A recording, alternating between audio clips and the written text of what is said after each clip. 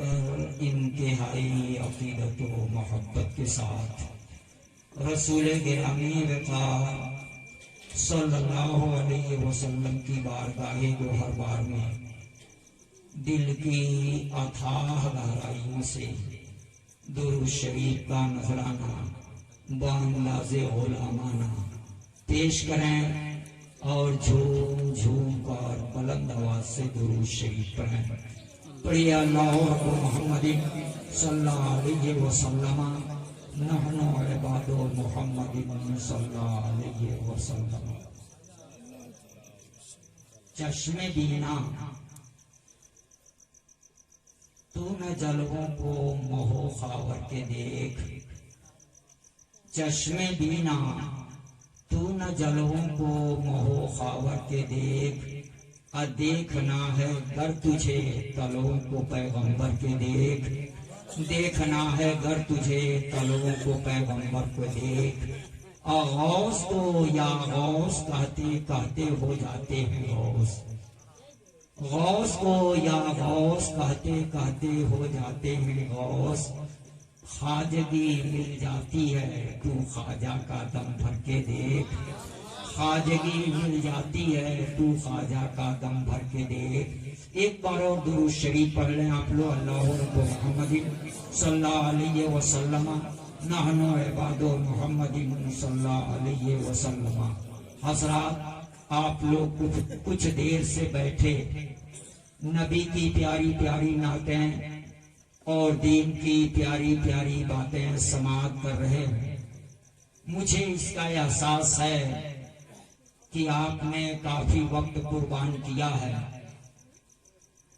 और आपको अब ये लग रहा होगा, बड़ा कठिन महसूस हो रहा होगा अपना वक्त देना। सही बात भी है, मगर जो काम जितना कठिन होता है उसकी मजदूरी भी उतनी ही हाई हुआ करती है। आप जितनी देर तक बैठे हैं, अगर ये बैठना रब्बे कायनात ने कबूल फरमाया तो आपकी जिंदगी के बाकी वह सालों साल के वक्त चंद घंटे के वक्त के मुकाबले में नहीं आ सकते। आप थोड़ी देर मगर जिंदगी के साथ, क्योंकि अपनी आदत अब हो चुकी है कि जो बात कहो कोशिश करो कि सुनने वालों को समझा सको। तो आप सबके सब आदमी है ना जी, आगे इसका हिसाब करना पड़ेगा, कहीं पूछना पड़ेगा आपको। आप हैं ना सब आदमी? आप आदमी कैसे? कभी सोचा आपने आप आदमी कैसे? आदमी के माना क्या होते हैं? आदमी के माना होते हैं आदम वाला। आदमी के माने होते आदम वाला। तो जो आदम वाला है वो आदमी है। ये शायद आपके पल्ले ना पड़ा हो। आप जिस मुल्क में रहते हैं, इस मुल्क का नाम हिंदुस्तान। कहीं लफ्ज़े हिंदुस्तान कोई बोले तो हर समझने वाला समझेगा कि हमारे मुल्क को बोल रहा, ये हमारा मुल्क है हिंदुस्तान। मगर उसी हिंदुस्तान में आखिर में आकर के सिर्फ या मिला दे तो हिंदुस्तान हिंदुस्तानी बन जाएगा। और जब हिंदुस्तानी बन जाएगा तो बोला जाए हिंदुस्तानी, तो तुरंत दुनिया समझेगी हिंदुस्तान वाला। चाहे वो कोई सामान हिंदुस्तान वाला हो, चाहे वो कोई इंसान हिंदुस्तान वाला हो, मगर हिंदुस्तान के आगे या सिर्फ बढ़ाया है। हिंदुस्तान जब बोला तो मुल्क समझा, हिंदुस्तानी जब बोला तो मुल्क वाला समझा। आदम जब बोला तो तमाम इंसानों के बाप आदम को समझा, और जब आदमी बोला तो आदम अलैहिस्सलाम की औलाद इंसान को आदमी समझा। तो तमाम इंसान समझते, सबके बाप आदम अलैहिस्सलाम। आदम अलैहिस्सलाम को जब खुदा बनाना चाहा तो रब्बे कायनात ने फरिश्तों से मशवरा करा। अब आप सोचेंगे खुदा क्यों मशवरा लिया? वो किसी के मशवरे का मोहताज तो नहीं है, वो मशवरा क्यों लिया? तो वो नहीं मोहताज है, मगर आदम के बेटे मोहताज। याद करो उस वक्त को जब परवरदिगारे आलम ने अल्लाह रब्बुल इज्जत ने फरिश्तों से कहा कि फरिश्तों, मैं जमीन पे अपना नाइब, अपना खलीफा पैदा करने वाला हूं। क्यों कहा? इसलिए कहा कि तुम क्या मशवरा दे रहे हो, इसके लिए तुम्हारी राय क्या? कुरान है, ये वो कुरान है मुसलमानों कि 1400 साल का जमाना गुजर गया, आज तक एक नुक्ता इधर से उधर न हो सका। अभी तस्वीरें देखे हैं, एक ने कहा था कुरान की 26 आयतों को निकाल दिया जाए, तो 26 आयत तो दूर की बात है, एक नुक्ता इधर का इधर न कर सका, उधर का इधर न कर सका, इधर का उधर न कर सका। मगर दुनिया ने सर की आंखों से देखा कि समाज ने उसको इधर से समाज ने उसको इधर से उधर कर दिया। जब वही गुजारा न होगा, समाज ने उसे ठुकरा दिया, समाज ने उसको दूध की मक्खी की तरह निकाल करके फेंक दिया। जो कुरान को बदलने की बात कर रहा था वो नुक्ता न बदल सका मुसलमानों, मगर दुनिया ने उसको बदल दिया। और बदलने के बाद अभी कल या परसों का पेपर आया था कि वो सनातन धर्म अख्तियार कर लिया। एक साहब ने कहा मुसलमान होकर के सनातन धर्म अख्तियार कर लिया। मैंने कहा ये कुरान का मोजेज़ा है कि जब जब से कोई बदलना चाहेगा दुनिया उसको बदल के रख देगी। वो कुरान से बदल सकेगा, दुनिया उसको बदल करके रख देगी। वो वसीम रस्मी के नाम से कुरान बदलने की बात पैदा करना। वो फरिश्तों ने क्या मशवरे में कहा, वो भी कुरान खोल करके देख ली। फरिश्तों ने कहा कालू लताजालू फीहा मयूद से तो फीहा वयस्के कुत्ते मां, परवरदिगारे आलम क्या तू ऐसे को पैदा करेगा जो जमीन पे जाकर के फसाद बर्पा करे, खून-रेज़ी करे? मैं सोच तो पड़ गया फरिश्तों, अभी तो आदम बने नहीं, तुमको कैसे पता चल गया कि जमीन पे जाके फसाद बर्पा करे? अभी तो बने नहीं, तुमको मालूम कैसे होगा कि ये जमीन पे जाकर के खून-रेज़ी करेंगे? तो जवाब मिलेगा जिन्नातों पे उनको तजर्बा हो चुका था, उससे पहले जिन्नातों की आबादी को वो देख चुके थे। जिन्नातों पे तजर्बा हो चुका था, उस तजर्बे की बुनियाद पे उन्होंने कहा क्या तू ऐसे को पैदा करेगा जो जमीन पे जाकर के फसाद बर्पा करे, कुरेसी करे, आपस में जंग करे, नहमों को सब पे हो कि हम देखो वो मुकद्दे सुना, हम तेरी तस्बीहों तहलील के लिए काफी है, तेरी इबादत और रियाजत के लिए काफी है। तू ऐसे को क्यों पैदा करेगा जो जमीन पे जाकर के फसाद बर्पा? गोया हम सबके अब्बा आदम अलैहिस्सलाम को बनाने का जब मशवरा खुदा ने लिया तो फरिश्तों ने अंगुली उठा दी, कमेंट कर दिया कि तू इनको ना पैदा कर, एतराज कर दिया।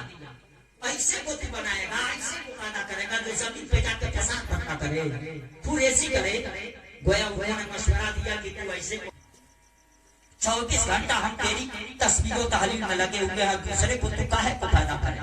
तो गोया उन्होंने कमेंट कर दिया ना, एतराज कर इतना कहा तो हमने फरमाया इंडी आलम माला तालमून, है फरिश्तों जो मैं जानता हूं वो तुम नहीं जानते, जो मैं जानता हूं वो तुम नहीं जानते। तुमको एतराज कर दीजिए, गोया तूने मशवरा दे दिया ऐसे को ना पैदा।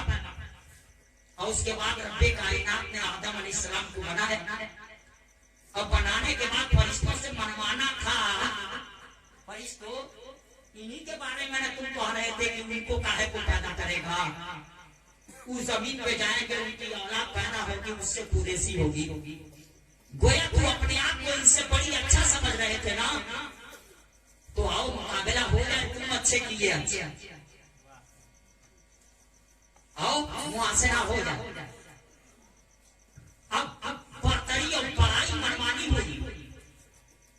मुसलमानों, जो जन्नत ही में पैदा होगा उसके हुस्न जमाल का आलम क्या होगा, कितना खूबसूरत होगा। मगर परवरदिगारे आलम ने उनकी खूबसूरती को मुकाबले में नहीं पेश किया कि देखो कितने खूबसूरत, उनकी दौलत को नहीं पेश किया, बल्कि कुरान कहता है वअल्लम आदमल अस्माअ कुल्लहा, रब्बे कायनात ने तमाम चीजों के नाम आदम अलैहिस्सलाम को बता दिए, यानी इल्म दे दिया, इल्म की दौलत अता फरमा दी। असुम्मा अरदहुम अलल मलाइका, फिर वो तमाम चीजें फरिश्तों के सामने खुदा ने रख दिया, और रखने के बाद क्या हुआ, कहा फरिश्तों तुम बताओ इसका नाम क्या है। मुसलमानों, फरिश्ते न बता सके और उन्होंने फरिश्तों ने मजबूरी पेश कर दी और उन्होंने कहा ला इल्म लना इल्ला मा अल्लमतना, उन्होंने कहा परवरदिगारे आलम मैं नहीं जानता मगर सिर्फ उतना जितना कि तूने हमें बता दिया, यानी हम इससे इसका इल्म नहीं रखते, हम इसके आलिम नहीं हैं, हम ये नहीं जानते। तो उस वक्त रब्बे कायनात ने आदम अलैहिस्सलाम को पेश किया, इल्म तो पहले दे दिया था, इल्म की दौलत तो आदम अलैहिस्सलाम को पहले दे दिया था, तमाम चीजों का इल्म दे दिया था। अब आदम को पेश किया, आदम अलैहिस्सलाम एक एक करके नाम बताते चले गए, अब फरिश्तों को दिखला दिया, फरिश्तों अब तो देख लो तुम क्या कह रहे थे कि ऐसे को न पैदा करो, मगर फरिश्तों जो तुम नहीं जानते हो वो भी आदम अलैहिस्सलाम जानते हैं।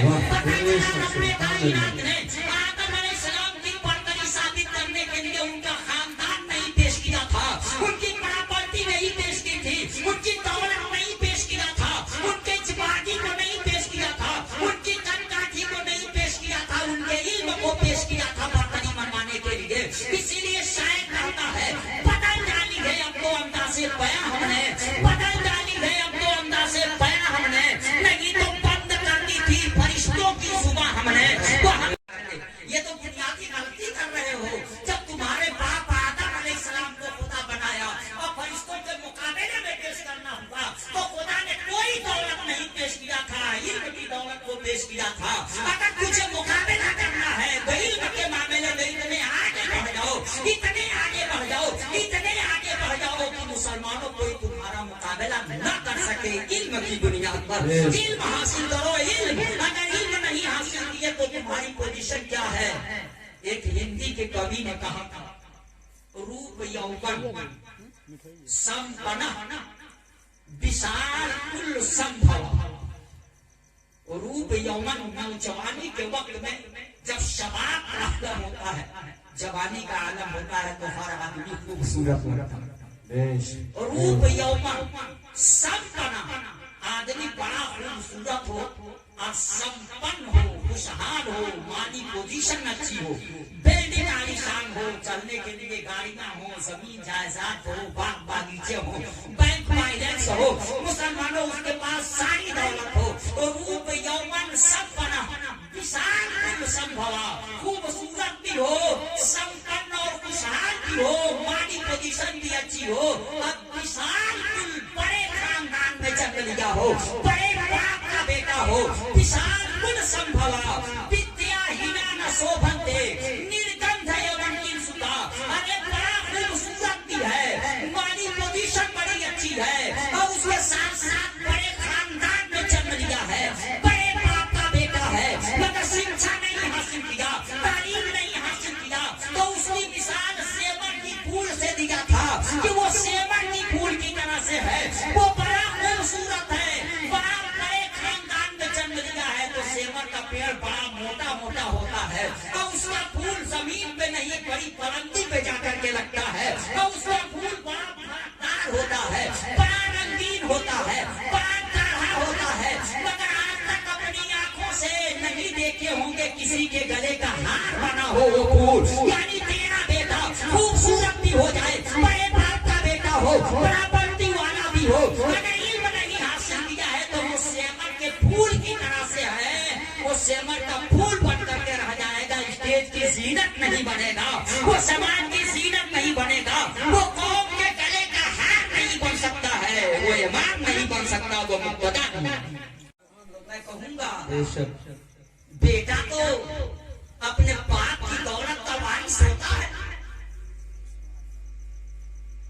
इल्म की दौलत रखते थे तो सच्चा आदम अलैहिस्सलाम का वारिस तो वही होगा जो इल्म की दौलत रखे। अगर इल्म की दौलत नहीं तो मुसलमानों उस बाप का ये वारिस नहीं।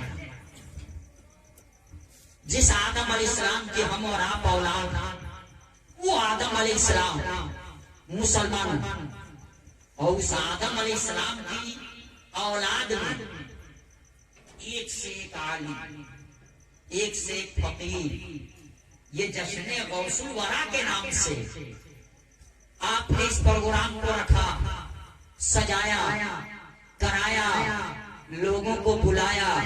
हसरात मैं आपको बताऊं, उस गौसे पाक ने भी फरमाया था, ऐनी थी लौहिल महफूज, मेरी आंखें लौहे महफूज में रहती हैं। वाना गायसून फी बिहारे इल्मिल्लाहि ताला, और मैं अल्लाह के इल्मों के समंदरों में गोते लगाता रहता हूँ।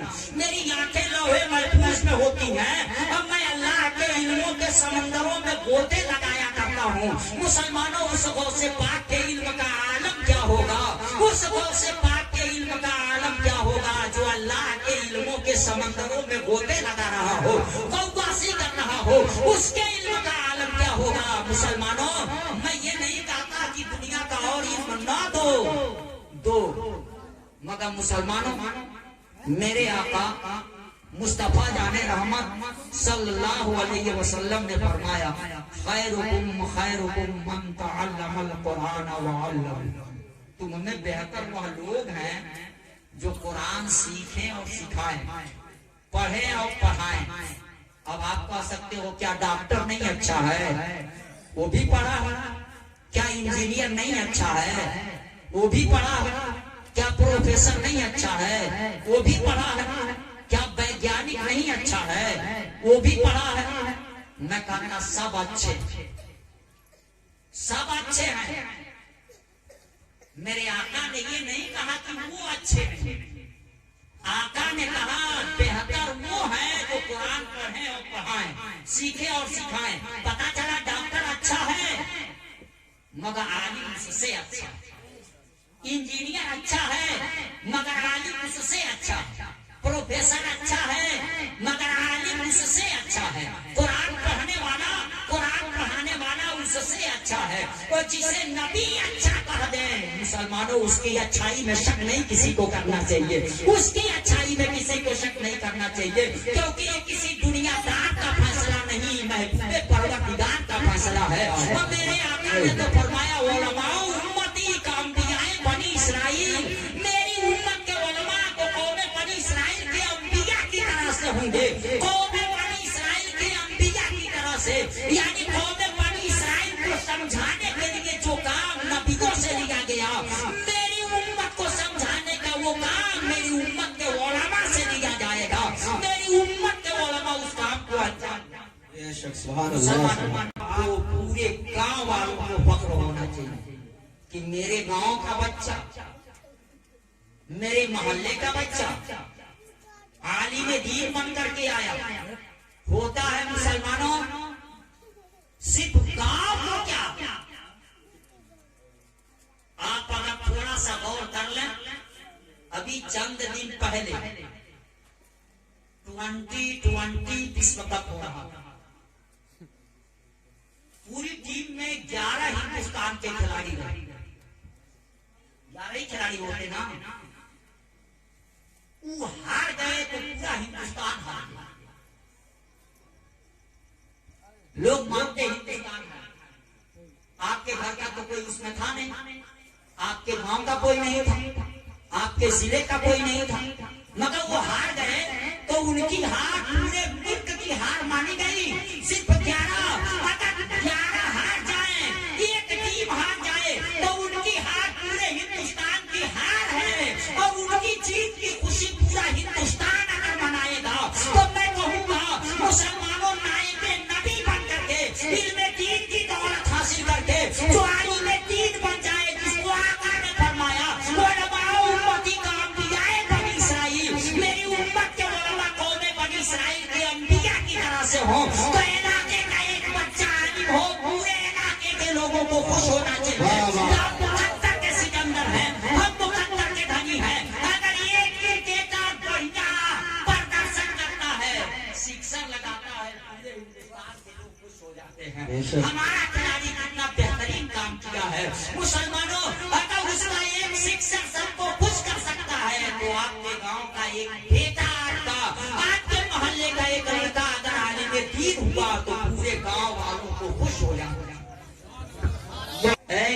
ईमान वालो अल्लाह से डरो। तो यहाँ ईमान वालों को तो डरने के लिए कहा, क्या ईमान वालों तुम अल्लाह से डरो, मगर कुरान में खुदा फरमाता है इन्नमा यख्शल्लाहु मिन इबादिहिल उलमा, अल्लाह से उलमा ही डरा करते हैं। पता चला आलिम की दो सना, एक मदरसे वाले देते हैं, एक परवरदिगार ने दिया है। मदरसे वाले जो सनद है वो डिग्री देते हैं, वो मार्कशीट देते हैं, वो पगड़ी देते हैं, मुसलमानों को दस्तार देते हैं और वो सनद देते हैं जिसमें उनकी दस्तखत होती है।